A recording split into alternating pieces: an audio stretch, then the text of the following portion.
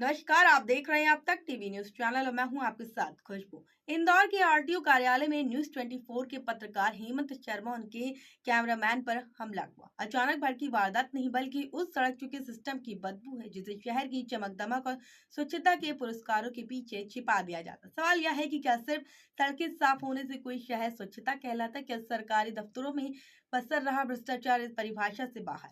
RTO दफ्तर में खुलेआम चल रही दलाली, वसूली और भ्रष्टाचार को हेमंत शर्मा ने अपने स्टिंग ऑपरेशन में उजागर किया था और यही सच कुछ लोगों को इतना चुभ गया कि दफ्तर के भीतर ही पत्रकार पर हमला कर दिया गया। कैमरा तोड़ दिया गया ताकि सच बाहर न जा सके, लेकिन कैमरा तोड़ने से सच नहीं टूटता। सच तब टूटता है जब सिस्टम डर के आगे घुटने टेक दे। और बड़ा सवाल यह है कि आखिर सरकारी दफ्तर के अंदर इस तरह की गुंडागर्दी की हिम्मत उन्हें मिलती कहां से?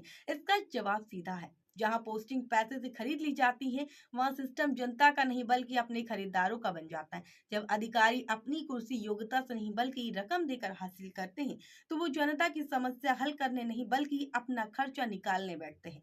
यही कारण है कि दफ्तर सर्विस सेंटर नहीं बल्कि वसूली केंद्र बन जाता है।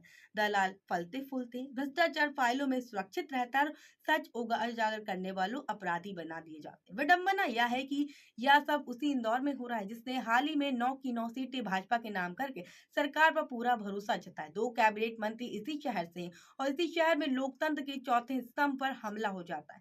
यही किसी गुंडे का हमला नहीं बल्कि सत्ता के संरक्षण में पड़ रहे सिस्टम की हिम्मत का हमला।